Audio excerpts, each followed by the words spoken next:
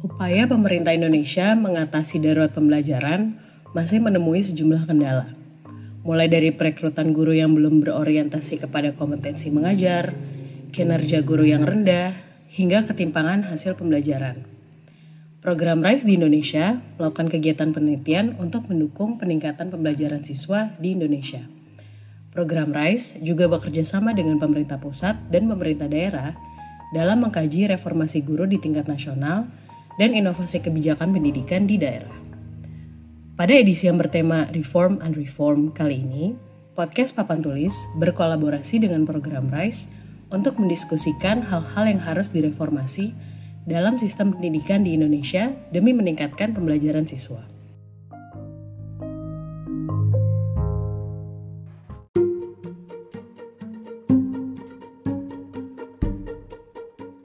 Episode dari Reform and Reform kali ini adalah Evidence-Based Policy untuk Pendidikan di Daerah bagian pertama.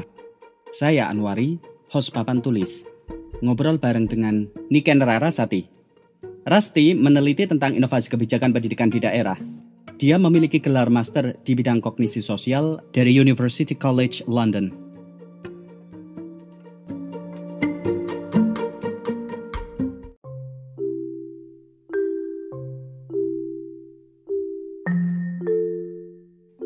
Setelah hampir 2 dekade desentralisasi, kalau ngobrol pendidikan Indonesia itu mengembalikan praktek pendidikan ke daerah.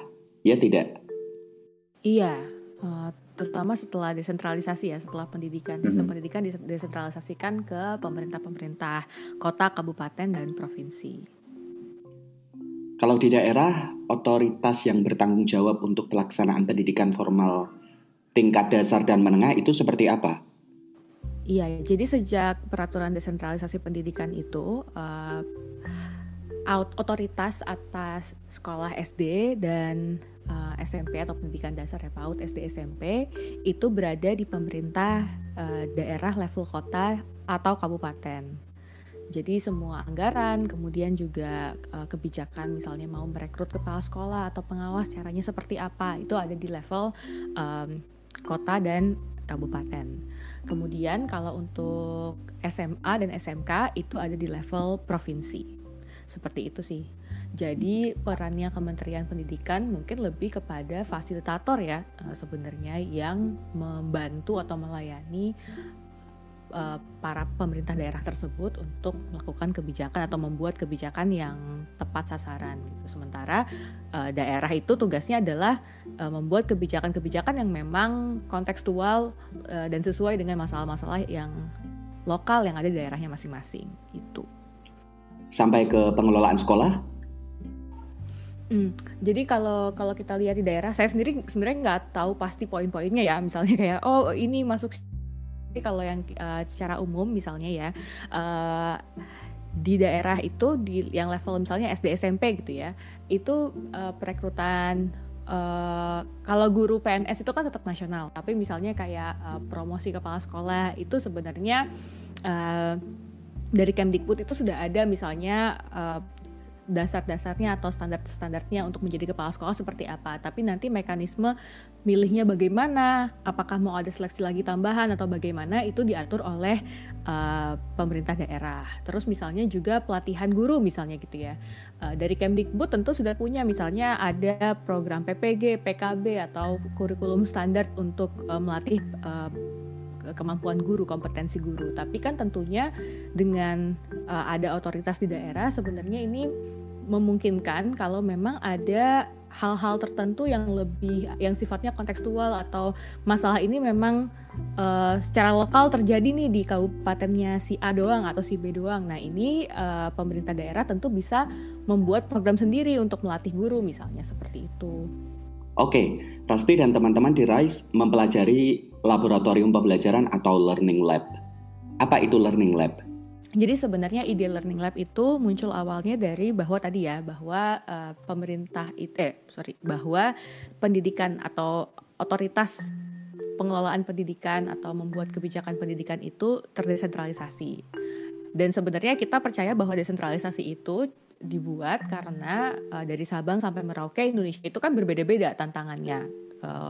dalam semua hal sih sebenarnya, nggak cuma pendidikan, tapi khususnya terkait pendidikan tentu konteksnya sangat berbeda, budayanya berbeda, kebiasaan masyarakatnya berbeda, kapabilitas pemerintah daerahnya juga berbeda, kemudian tujuan dari pendidikan secara khususnya gitu ya, mungkin kalau di daerah ini mungkin area ilmu ini lebih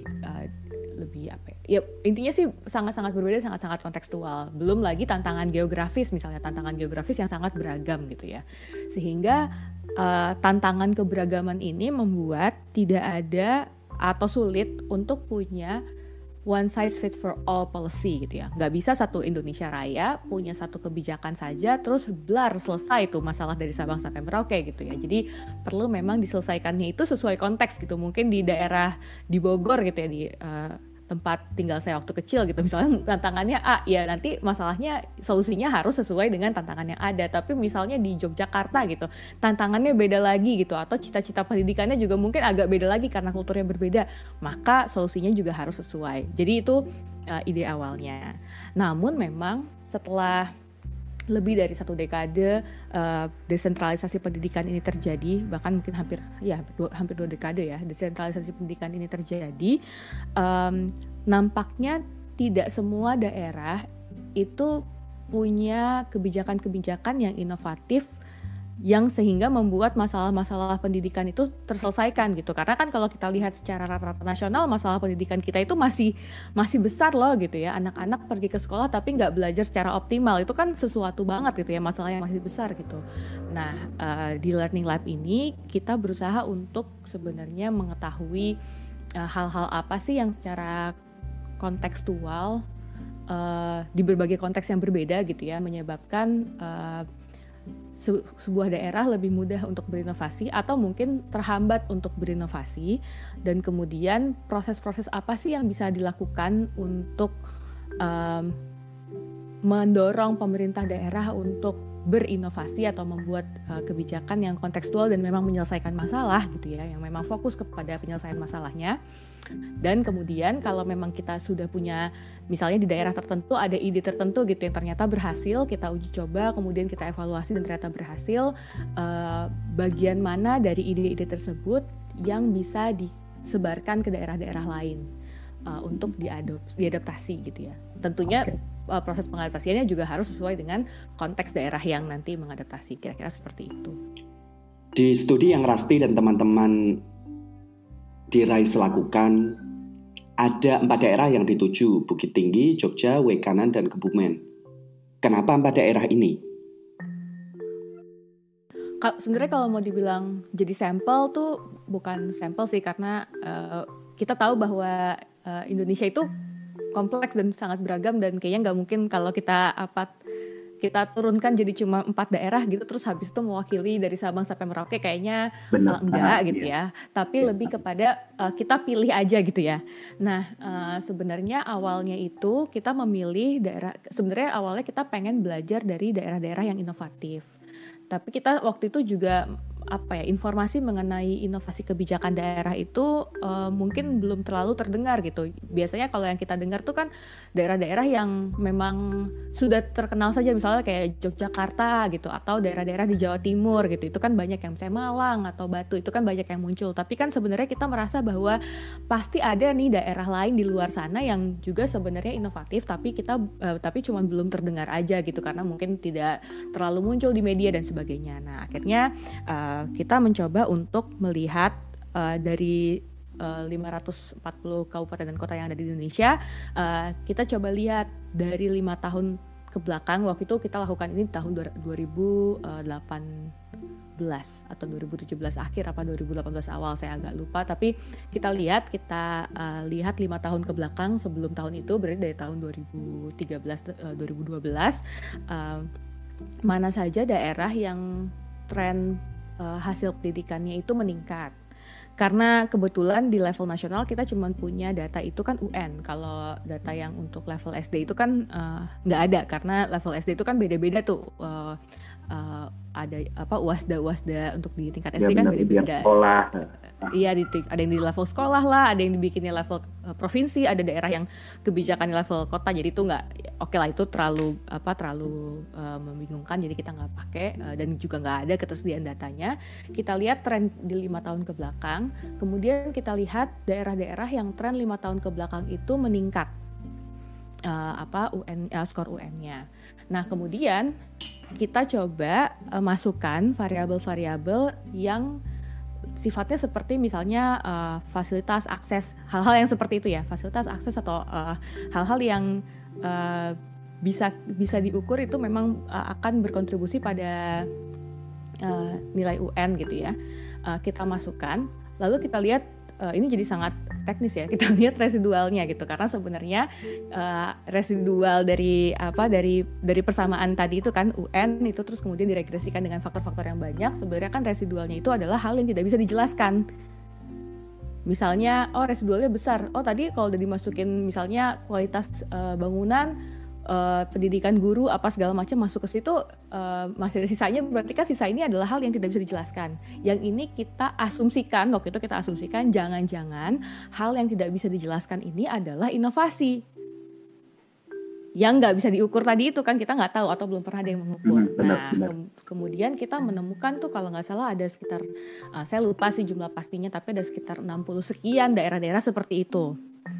Nah, kemudian kita telepon satu-satu. Jadi kita membuat survei telepon, kita telepon satu-satu Bapeda, Dinas Pendidikan, pokoknya pemerintah daerah lah ya, di daerah tersebut kita tanya sebenarnya apa sih yang kamu lakukan gitu untuk mencari tahu, menjelaskan hal yang tidak bisa tertangkap oleh model yang kita punya tadi, residual dari model yang kita punya tadi. Nah, terus dari situ baru kita seleksi, ternyata terdapat 4, kita pilih 4 daerah yang kebetulan memang terlihat bahwa mungkin mereka semua tidak semuanya inovatif gitu ya, tapi mereka punya komitmen yang sangat besar kepada pendidikan. Misalnya kayak komitmen anggaran untuk pendidikannya sangat tinggi dibandingkan dengan daerah-daerah lain. Kemudian pemerintahnya juga lumayan memperhatikan isu-isu pendidikan sehingga sudah mulai mencoba untuk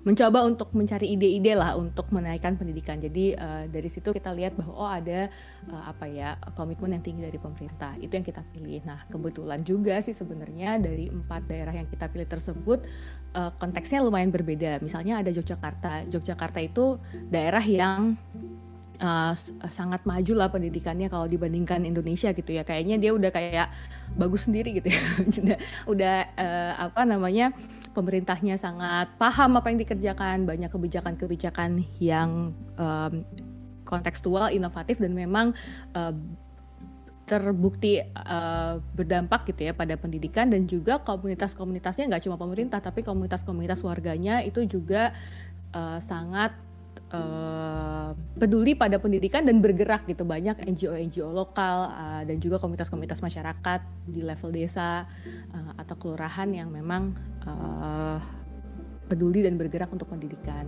Lalu kemudian ada Bukit Tinggi. Bukit Tinggi itu mungkin mirip-mirip dengan Yogyakarta ya, punya sejarah yang cukup baik mengenai pendidikan, makanya memang mereka punya banyak program yang daerah-daerah lain itu nggak punya, yang benar-benar memang sangat Bukit Tinggi banget lah gitu ya, sangat cocok sama kulturnya mereka. Tapi ternyata fiturnya berbeda nih. Kalau Jogja semuanya tentang guyup gitu ya, pendidikan tuh kayaknya dikeroyok bareng-bareng, kebersamaan dan guyup. Kalau Bukit Tinggi ini tentang prestasi gitu, bagaimana pendidikan tuh dipandang oleh masyarakatnya sebagai prestasi. Nah, kemudian ada atau prestasi atau kebanggaan gitu kali ya. Jadi hal yang penting kayak gitu-gitu ya, value-nya seperti itu. Sehingga banyak sekali policy-policy terkait hal seperti itu. Misalnya kayak penghargaan untuk orang tua seperti itu kalau anaknya berhasil kayak gitu-gitu. Jadi policy-nya juga berbeda dan itu menarik sekali untuk dilihat. Nah, kemudian yang 2 lagi, kita punya daerah yang levelnya mungkin dibilang menengah gitu ya. Dia punya banyak akses kepada ilmu-ilmu atau punya banyak akses kepada kota-kota yang lebih maju di bidang pendidikan, dan dia juga berusaha sebenarnya untuk melakukan hal tersebut gitu ya. Namun mungkin memang masih banyak yang perlu dibenahi agar usaha-usaha itu memang kontekstual, sesuai, dan memang berjalan, bukan cuman kayak punya program ini, program itu. Jadi ada daerah yang inovatif, yang satu lagi itu jadi seolah-olah inovatif gitu ya, banyak sekali idenya. Jadi memang komitmen pemerintahnya sudah sangat baik gitu ya, punya banyak program ini, program itu. Namun programnya karena mungkin kurang kontekstual atau mungkin terlalu sulit untuk atau tidak cocok gitu ya dengan kapabilitas guru-guru atau masyarakat di daerahnya, jadi kurang bisa berjalan optimal gitu ya. Dan yang terakhir adalah daerah yang punya kemauan tinggi juga sebenarnya untuk berinovasi, tapi memang benar-benar karena mungkin secara akses juga lumayan kalau dibilang 3T sih enggak, tapi lumayan jauh gitu ya dari akses kota yang besar dan sumber-sumber pengetahuan mungkin seperti itu ya, sehingga masih punya banyak usaha untuk berinovasi tapi inovasinya masih kurang. Apa yang dilakukan di 4 daerah itu? Yang kita lakukan di setiap daerah itu idenya sama, yaitu idenya adalah membantu mereka untuk menganalisis kebutuhan-kebutuhan atau masalah-masalah. Jadi mulainya selalu sama ya, menganalisis masalah-masalah yang terjadi di daerahnya. Kenapa sih kok sudah melakukan banyak inovasi tapi pembelajarannya belum terjadi secara optimal juga gitu ya. Terutama ini tentu buat yang Waikanan dan Kebumen. Mungkin tidak terlalu untuk yang Bukit Tinggi atau Yogyakarta. Apalagi Yogyakarta kan kayaknya mereka sudah agak beda kayak, karena mereka jadi di 4 ini sebenarnya agak beda. Yang Bukit Tinggi dan Yogyakarta mungkin kita kategorisasi sebagai daerah yang inovatif, maka kita justru mempelajari inovasinya. Tapi yang Kebumen dan Waikanan kita kategorisikan sebagai kabupaten yang punya gairah gitu ya, gairah atau semangat untuk berinovasi, tapi masih butuh untuk dikontekstualisasikan lagi atau dibantu gitu ya, difasilitasi lah untuk lebih berinovasi. Nah, mulainya sama sebenarnya di daerah-daerah ini, mulainya adalah menganalisis dulu sebenarnya apa sih masalah-masalah yang mereka hadapi, kenapa sih sebenarnya gitu ya, udah bikin kebijakan ini, udah bikin kebijakan itu, tapi kok gitu ya pembelajaran di ruang kelas, karena kan ujung-ujungnya maunya ke situ, belum juga optimal, belum juga menghasilkan siswa yang kemampuan dasar yang paling sederhana aja, membaca, menulis, berhitungnya itu meningkat sesuai dengan apa yang seharusnya usianya itu miliki gitu, karena itu kan masalah seluruh Indonesia ya. Nah, kemudian di sisi lain kita juga lihat sebenarnya punya potensi-potensi apa sih di daerah tersebut yang bisa ditemukan antara masalah dengan potensi tersebut. Nah, kita pakai tahapnya itu pertama diagnosis dulu. Jadi kita secara partisipatori gitu ya, kita mengajak pemerintah daerahnya untuk mendiagnosis hal tersebut, mendiagnosis masalah dan juga potensi. Nah, setelah itu habis diagnose, kita ketemu nih, oh ini nih masalah-masalahnya, tapi kita juga punya potensi-potensi ini gitu ya. Kemudian kita melakukan proses desain. Nah, desain ini dilakukan juga secara partisipatif. Jadi misalnya kalau ternyata masalahnya itu jatuhnya pada kepala sekolah, maka pada saat proses desain dalam tanda kutip kebijakan gitu, atau proses desain program gitu atau intervensi gitu, itu kita ajak kepala sekolahnya untuk ikut mendesain bersama. Nah, dari proses desain ini kemudian di setiap daerah menjadi punya, atau dari proses diagnosis lah, di setiap daerah kan menjadi punya temuan akar-akar masalah yang berbeda, sehingga akhirnya kan desain kebijakan itu juga berbeda. Maka kemudian menjadi studi yang berbeda-beda gitu, yang jadi beragam gitu. Misalnya di Waikanan fokusnya kepada manajemen pengelolaan kepala sekolah. Misalnya di Kebumen fokusnya kepada bagaimana melibatkan orang tua, bagaimana cara apa sih yang bisa efektif untuk membuat orang tua lebih terlibat dalam pendidikan untuk mendampingi anaknya belajar misalnya. Di Bukit Tinggi fokusnya menjadi rekrutmen guru honorer, karena rekrutmen guru honorer itu kan sebenarnya tidak diperbolehkan ya oleh pemerintah pusat gitu ya aturannya. Tapi kan pada kenyataannya sebenarnya kalau kurang guru ya kurang guru gitu. Sehingga ke pemerintah Bukit Tinggi ini bilang bahwa ya mau nggak mau anak-anak kita harus ada gurunya yang mengajar, dan dalam waktu dekat ini akan terjadi pensiun, akan ada banyak satu angkatan guru gitu yang mungkin jumlahnya banyak dan itu pensiun, dan habis itu kita harus merekrut guru. Nah, kalau merekrut guru itu tidak dilakukan secara sistematis kata mereka, gimana kita bisa mendapatkan guru yang standarnya baik gitu kalau dilakukan oleh sekolah-sekolah, misalnya sekolah A, iya kalau kepala sekolahnya memang tahu gitu caranya melakukan rekrutmen, tapi kan mungkin pendidikan kepala sekolah kan tidak mengajarkan itu secara eksplisit, maka kita memikirkan metode apa ya yang bisa, atau komponen-komponen apa ya yang bisa dilakukan, yang bisa di-assess dalam rekrutmen guru sehingga menghasilkan guru yang baik. Nah, akhirnya menjadi penelitiannya setelah didalami gitu ya di tahun keduanya gitu menjadi berbeda-beda. Topik-topik yang ditemukan munculnya dari Jadi kenapa topik-topik itu kemudian muncul, sebenarnya tadi yang dari proses diagnosis itu, dari tahap yang pertama. Jadi pada saat diagnosis itu memang kita minta untuk semua masalah yang ada dikeluarin deh gitu ya. Jadi mereka semua brainstorm gitu ya, kayak kita punya masalah ini, masalah itu, semua tentang pendidikan gitu kan.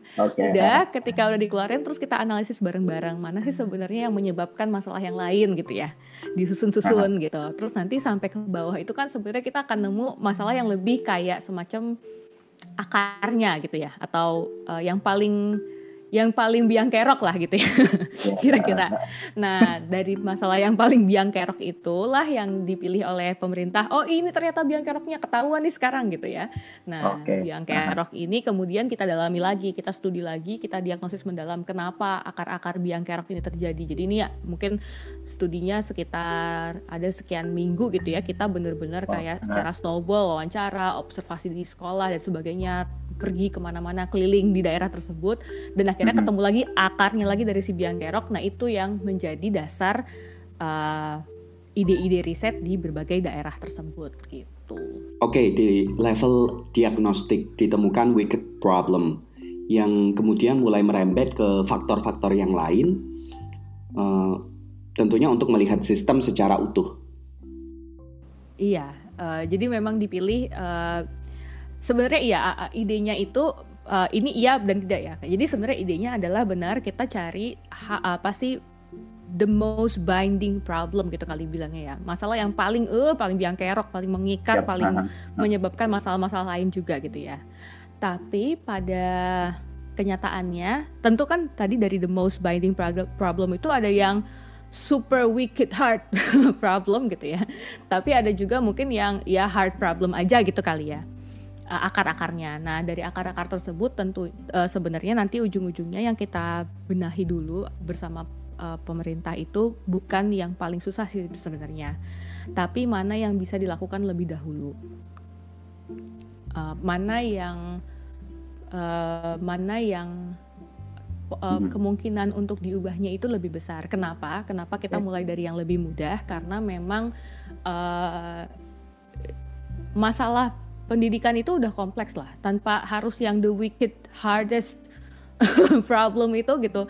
Itu udah kompleks. Jadi kalau kita mau, memang biasanya yang paling biang kerok itu yang paling fundamental gitu. Tapi kalau kita mau kerjain sesuatu yang lebih paling berat, itu bisa jadi malah nggak selesai. Maka kita pilih dari binding constraint yang ada gitu, ambil yang paling bisa diselesaikan lebih dahulu. Apa sih kriterianya gitu ketika kita bilang sebuah masalah itu lebih mungkin untuk diselesaikan atau lebih tidak mungkin untuk diselesaikan gitu kan pertanyaan selanjutnya jadinya ya.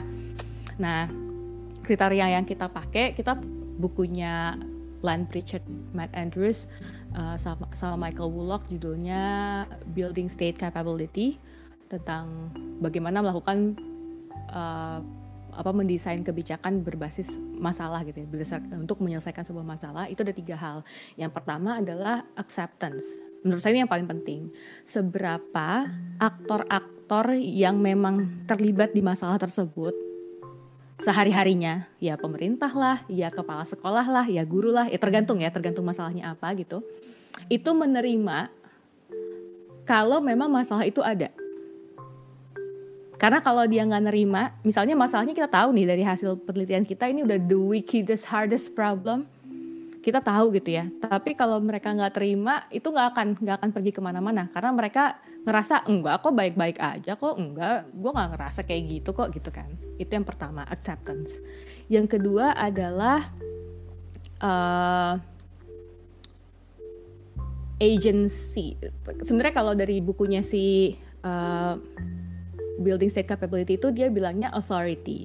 Tapi dari pelajaran di Bukit Tinggi sebenarnya saya belajar bahwa there is something more than authority, yaitu adalah agency.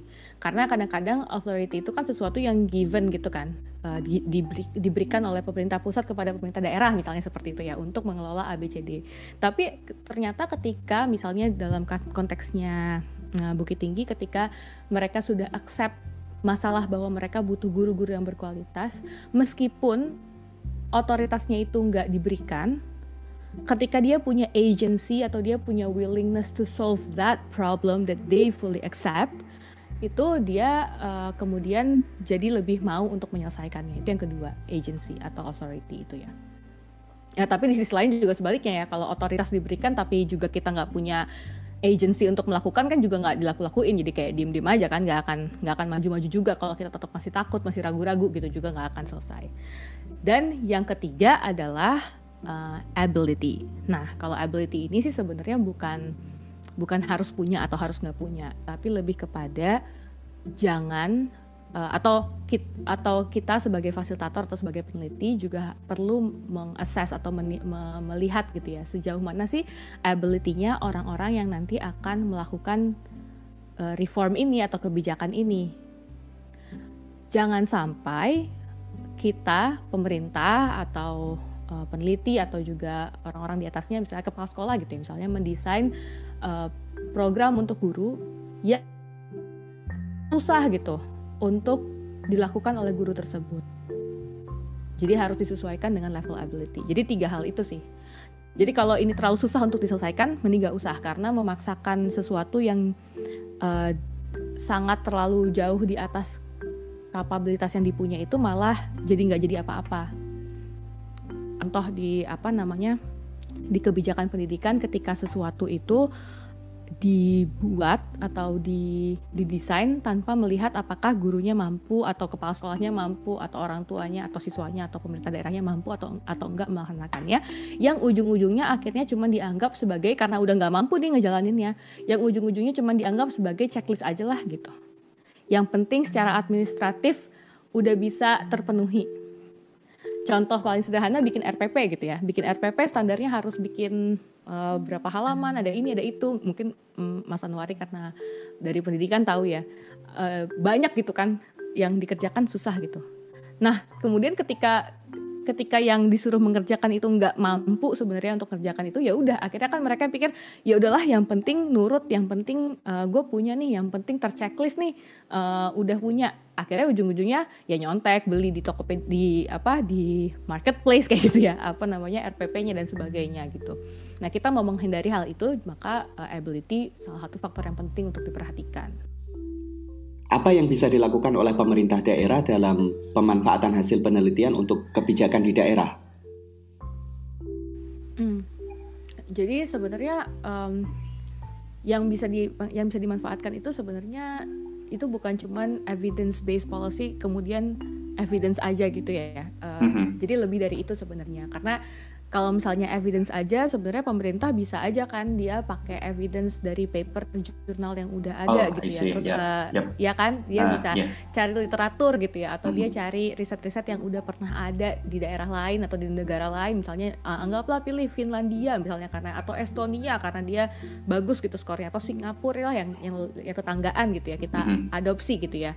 Sebenarnya kan itu bisa aja ya. Tapi sebenarnya dari proses ini justru kita bilang bahwa evidence aja, kalau itu benar-benar evidence doang gitu, itu mungkin bisa jadi nggak tepat gitu untuk digunakan. Justru malah yang kita promote atau kita tanamkan gitu kali ya kepada para pemerintah itu adalah berangkatlah dari masalah yang memang benar-benar terjadi di daerah mereka, kemudian berangkatlah dari melihat atau mengenali masyarakat mereka itu sebenarnya kebutuhannya apa, kapabilitasnya itu segimana, baru kemudian disitulah mereka memunculkan ide-ide kebijakan. Misalnya pun nanti mau mengadopsi misalnya dari ide-ide yang udah ada di luar sana gitu ya, misalnya evidence di Afrika atau misalnya di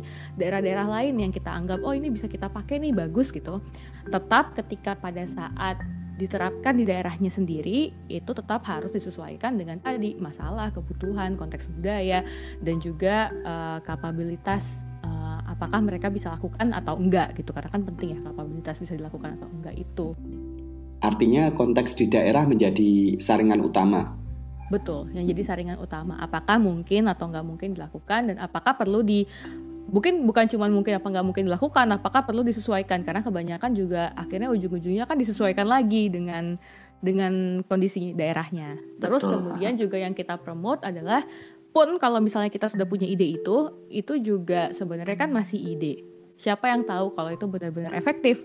Maka tadi kan tahap pertama kan diagnosis, tahap kedua kan desain. Desain ini kan termasuk kalau kita ada ide dari yang diadopsi dari misalnya praktik-praktik baik di luar sana atau kita bikin sendiri gitu ya. Nah yang ketiga adalah evaluate and adapt. Jadi biasanya memang kita juga mendorong mereka untuk punya pilot dulu gitu ya, pilot program dulu. Dicobain dulu lah bikin prototype, dicobain di misalnya 3, 4, 5 sekolah gitu ya. Jalan apa enggak? Oh jalan, bagus.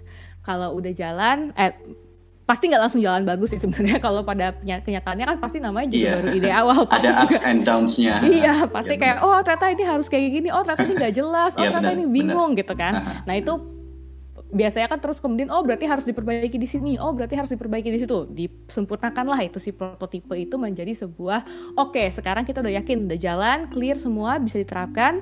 Maka juga kita evaluasi lagi, jalan sih jalan, tapi apakah benar-benar ini memang akan berdampak kepada membaiknya atau meningkatnya kualitas pembelajaran di ruang kelas dan kemudian meningkatnya kemampuan siswa? Who knows ya kan, tetap harus dicoba lagi. Nah ini kemudian tahap evaluasi berikutnya yang biasanya kita anjurkan untuk kita bikin eksperimen dulu ya, selama misalnya setahun. Nanti kalau udah dieksperimenin setahun, kita lihat oh ternyata benar-benar berdampak, maka silahkan jadikan kebijakan, terapkan di seluruh daerah. Sebenarnya ini menghindari terjadinya pemborosan anggaran untuk melakukan kebijakan yang kesannya mungkin kita kira oh ini pasti inovatif berhasil, ternyata pada saat udah diterapin udah menggelontorkan anggaran yang sangat besar gitu misalnya, tahunya nggak berdampak apa-apa, kan sayang. Iya, nah daripada terjadi seperti itu, kita bikin eksperimen dulu dengan sample size yang lebih besar, tapi nggak harus semuanya gitu. Misalnya let's say bekerja dulu lah sama 50-70 sekolah kayak gitu untuk benar-benar dilihat apakah benar-benar berdampak. Dan di masa ini juga tentunya ada banyak masukan untuk memperbaiki desain tadi itu kan. Yap. Gitu. Jadi ada 2 tahap evaluasi sebenarnya. Gitu. Untuk re-evaluate tadi ya. Okay. Evaluasi pertama fiturnya bagus apa enggak, desainnya jalan apa enggak. Evaluasi kedua apakah iya beneran ini ngefek nih. Make sure gitu ya. Apakah ada dampaknya gitu. What's next? Apa lanjutan dan implikasi dari studi ini terhadap kebijakan pendidikan di daerah di masa selanjutnya? Sebenarnya kalau penelitian ini kan belum selesai. Jadi sekarang itu kita masih di tahap evaluasi yang kedua kebanyakan. Ada 1 daerah yang baru mulai juga bahkan. Jadi kita nambah 1 daerah baru lagi nih karena ternyata ada juga daerah-daerah yang tertarik melihat project learning lab kita, terus mereka pengen ikutan dong gitu ya. Jadi ada yang baru mulai. Jadi tapi yang udah mulai di 4 daerah tadi itu hampir semuanya itu sebenarnya dalam tahap evaluasi kedua. Jadi what's next sebenarnya yang menyelesaikan dulu gitu ya, sampai tahu dampaknya tadi. Apakah iya kalau misalnya memang dampaknya jalan, ya harapannya tentu kebijakan ini bisa, maksudnya dampaknya jalan adalah kalau memang ternyata setelah eksperimen yang selesai kita tahu bahwa ada dampaknya terhadap peningkatan kualitas pembelajaran di ruang kelas, harapannya ya tentu pemerintah mau atau punya anggarannya untuk membuat program ini menjadi kebijakan di daerah mereka. Tapi sih kalau melihat seberapa pemerintah juga terlibat kan dalam mendesain prosesnya, harapannya sih mereka pasti akan menerapkannya karena ini memang sesuatu yang mereka tahu, mereka sadar, mereka accept, mereka terima bahwa ini yang mereka butuhkan. Selama 2 tahun ke belakang ini mereka benar-benar terlibat. Yang kedua sih sebenarnya kita juga pengen belajar ya sebenarnya fitur-fitur apa sih yang menjadi pendorong gitu ya, pendorong atau juga penghambat kali ya dari proses berinovasi ini ya. Let's say kita sebut aja proses diagnosis, desain, mengevaluasi dan beradaptasi ini sebagai proses berinovasi gitu ya. Apa sih hal-hal yang menghambat dan apa yang kira-kira bisa hal-hal tersebut bisa advokasikan mungkin ya ke pemerintah pusat supaya faktor-faktor penghambat atau faktor pendukungnya itu diadakan atau dikurangi gitu. Nah ini juga sebenarnya sih bukan what's next ya, karena kita sebenarnya udah ke arah situ. Jadi kita juga sudah mengkomunikasikan temuan-temuan atau insight-insight pelajaran yang kita dapat dari proses inovasi ini bersama pemerintah daerah ke Kementerian Pendidikan dan diterima dengan sangat baik juga dan dipikirkan juga bagaimana ya caranya supaya Kementerian Pendidikan itu bisa berperan secara optimal menjadi quote and quote fasilitator proses inovasi gitu ya bagi pemerintah daerah, bukan sebagai pihak yang memberikan standar dan regulasi saja gitu, tapi sebagai fasilitator. Terima kasih Rasti. Terima kasih juga, thanks for having me.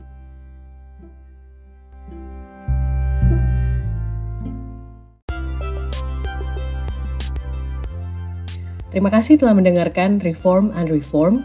Ikuti terus diskusinya melalui podcast Papan Tulis dimanapun Anda mendengarkan podcast. Cek publikasi terbaru dari program RISE di Indonesia di situs webnya di rise.smeru.or.id atau ikuti Instagramnya di riseprogram.id.